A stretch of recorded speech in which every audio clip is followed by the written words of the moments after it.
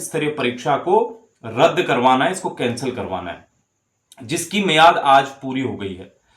मुख्यमंत्री जी के जो बात थी उसका हमने सम्मान किया, लेकिन अब 10 तारीख हो चुकी है और अब जो तीसरी मांग थी हमारी जो वहां पर हमने रखी थी, उस मांग का अल्टीमेटम साथियों आज खत्म हो गया। हम चाहते हैं कि इस प्रदेश में जो मुख्यमंत्री जी ने वहां पर कहा था कि आप जो है इतने दिन का मियाद हमें दीजिए, हमने वो दिया।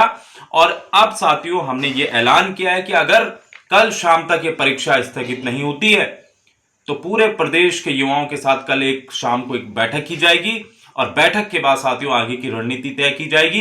हो सकता है हम कल ही शाम को एक बड़ा अनाउंसमेंट वहां पर कर दें कि आने वाले दिनों में एक आंदोलन की जो एक तरह से रूपरेखा है उसको हम तैयार करेंगे और कल उसकी दिनांक का हम जो है अनाउंसमेंट भी करेंगे।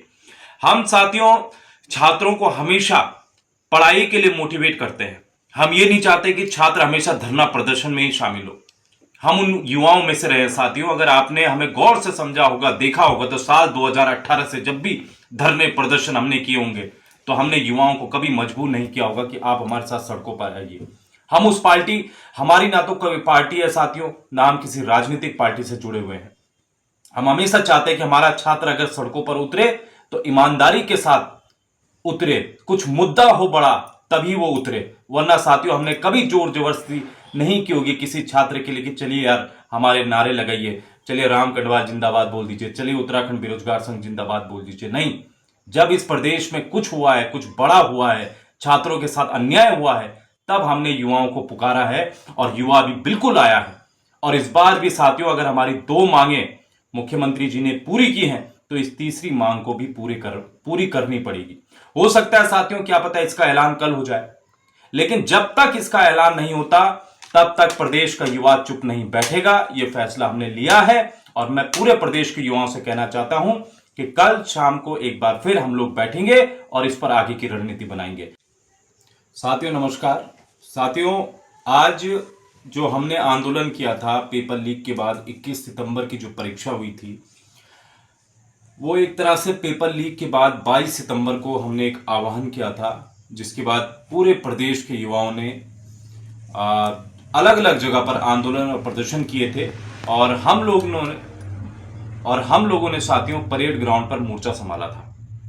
साथियों 29 सितंबर को मुख्यमंत्री पुष्कर सिंह धामी जी वहां पर आते हैं और एक तरह से युवाओं की जो 2 मांगे थी, जिसमें यह कहा गया था कि सीबीआई इस प्रदेश में आनी चाहिए थी। पूरे प्रदेश में अगर आपने देखा होगा तो एक बड़ा माहौल था सीबीआई सीबीआई सीबीआई, और मुख्यमंत्री जी ने वहीं पर वो घोषणा भी कर दी थी कि भाई यहां पर इस पर सीबीआई आनी चाहिए।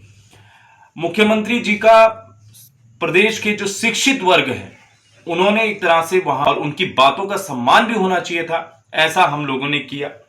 इसके बाद साथियों जो दूसरी मांग थी, बहुत सारे प्रदेश के युवा और बहुत सारे हम पे ये कहते थे कि भाई आपके पीछे लोग आते हैं और आप उसके बाद मुकदमे वापस नहीं, ये मुकदमे भी वापस के लिए ऐलान किया, जिसकी लिस्ट हमने 3 दिन पहले मुख्यमंत्री पुष्कर सिंह धामी जी के जो गृह मंत्रालय है वहां पर वो सूची भी हमने दे दी है और उस पर भी साथियों काम शुरू हो गया है। यानी कि प्रदेश के युवाओं की जो 2 मांगे थी, जिस दिन मुख्यमंत्री जी आए थे उन्होंने ऐलान किया था, वो मांगे एक तरह से साथियों यहां पर लगभग पूरी हो रही हैं, उस दिशा में काम है।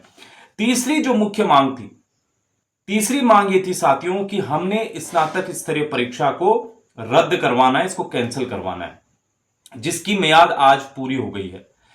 मुख्यमंत्री जी के जो बात थी उसका हमने सम्मान किया, लेकिन अब 10 तारीख हो चुकी है और अब जो तीसरी मांग थी हमारी जो वहां पर हमने रखी थी, उस मांग का अल्टीमेटम साथियों आज खत्म हो गया। हम चाहते हैं कि इस प्रदेश में जो मुख्यमंत्री जी ने वहां पर कहा था कि आप जो है इतने दिन का मियाद हमें दीजिए, हमने वो दिया।